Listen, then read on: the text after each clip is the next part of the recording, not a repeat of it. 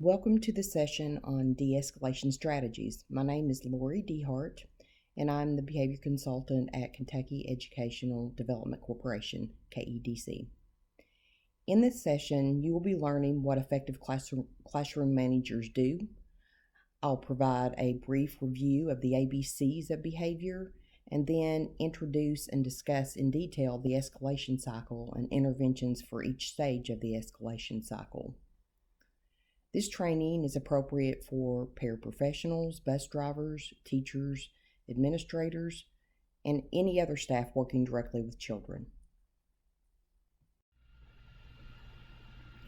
Today's learning objectives include understanding why education staff need to be able to effectively manage disruptive and non-compliant behaviors, have an understanding of the ABCs of behavior, understand problem behaviors as occurring within an acting out cycle, know the phases of the acting out cycle, and understand how to respond to students in different phases of the acting out cycle.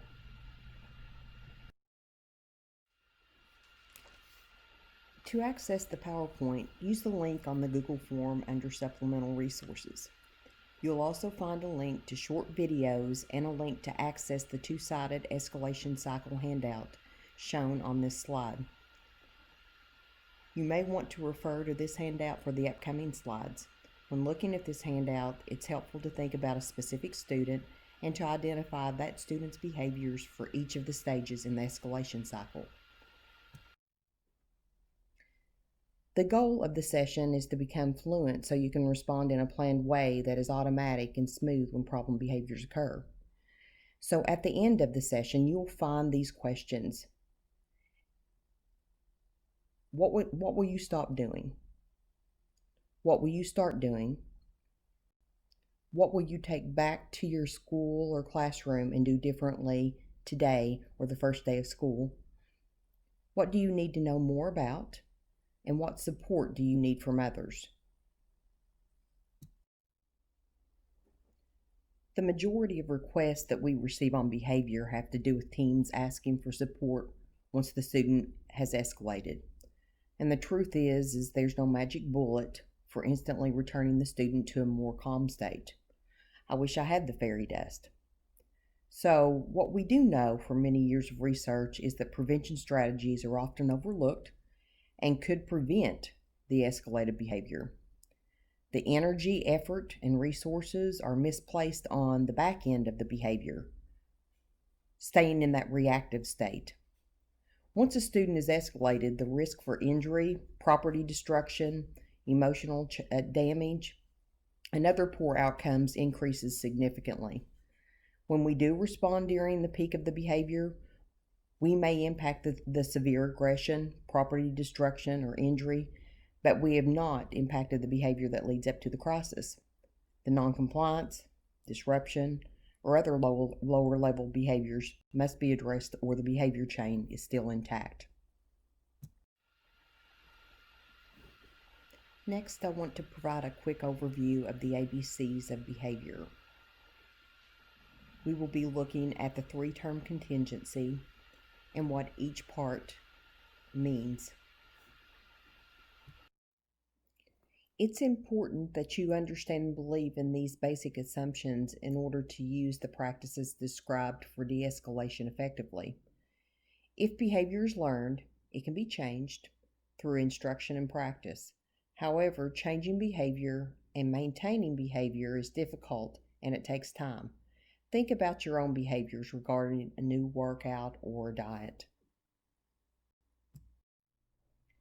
It's so important and so difficult not to take student behaviors personally. When this happens, it oftentimes results in the behavior getting worse. When that happens, we oftentimes respond in ways that are not best practice. Often I hear behavior just happened out of the blue. In reality, there are other factors that cause and maintain behaviors, and we refer to those as antecedents and consequences. Most people think of consequences in terms of punishment, but in this case, it's simply the response in the environment. So let's look at the ABCs of behavior a little closer, and we'll begin with antecedents. So in its simplest terms, antecedent is what occurs prior to the behavior.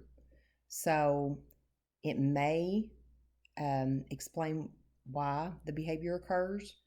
Sometimes it does, and sometimes it doesn't. As I said a minute ago, it immediately precedes a behavior. It could be school or non-school based. And some examples may include they've been asked to begin a task. They've been given some other type of demand. It could be people. It could be a certain place. It could be a lack of engagement. It could be someone teases them. Illness, allergies, headache, noise levels, asked to transition from a preferred to a non-preferred activity. So there are lots of antecedents, and it could be just about anything. And the thing that we want to remember with antecedents, if we can predict it, we can prevent it. Next, let's look at the B in the ABCs, the behavior. So this is actually what the student does, and it must be described in observable and measurable terms. So that means that it can be counted, it can be timed. We want to stay away from covert behaviors when we're referring to things such as thoughts or moods, things like that. And it needs to be defined clearly so that anyone with the student or anyone walking into the room to observe the student could recognize the behavior based on the description that you provided. And last, we'll look at the C, which refers to the consequence. And it's an event that is presented contingent upon the occurrence of the behavior. It's what happens immediately following the behavior. Some questions to think about. How did the people react? What did the student get or avoid? Some common consequences include adult or peer attention. It could be the removal of a difficult task, or it could be the presentation of something the person wants. All behaviors, no matter how strange or maladaptive, serve a purpose. From kicking to screaming, biting, running away, crying, off-task behavior. Students don't engage in undesirable behaviors on a random basis. There's a logic to their behavior. There's a reason. For example, students who act out verbally toward peers may not have the necessary social skills to initiate interactions in a more appropriate fashion.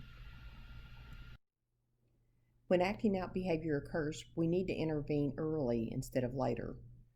We need to first consider, is there a skill deficit? And if so, is it a can't do? We call that an acquisition deficit, or a won't do, a performance deficit. This can either be an academic deficit or a social emotional deficit. If the student doesn't have the skills, there's no punishment in the world that will teach them what to do instead. So we want to look earlier and consider these critical components. Prerequisite academic skills. Does the student understand the assignment? Does the student have the skills to complete the work? Does the student have the skills to interact appropriately with others? Has the student mastered the subject and is bored?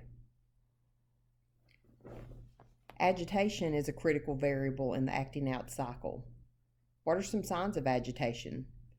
What are indicators that the student is upset?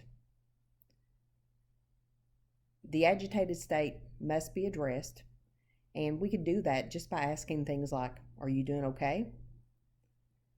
Look for signs of agitation. If that agitated state is not addressed, then the behavior is likely to escalate. What if the teacher had said, are you okay? Or do you need some time? We want to interrupt the behavior chain early. Escalating behavior might include questioning, arguing, noncompliance and defiance, verbal abuse, assault.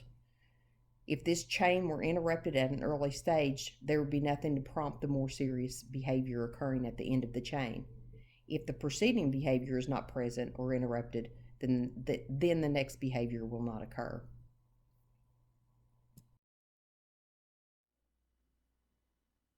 The presence of successive interactions. For each student behavior, there is a corresponding or reciprocal adult behavior, and vice versa. So it's an integrated experience. So escalating behavior and successive interactions includes a series of interactions involving both the teacher and the student. It's a my turn, your turn type of event. The teacher behavior does set the stage for the next student behavior, so how we interact with the student is very important and helps to determine what's going to happen next. What if the teacher didn't take a turn? Will this break the escalating behavior chain?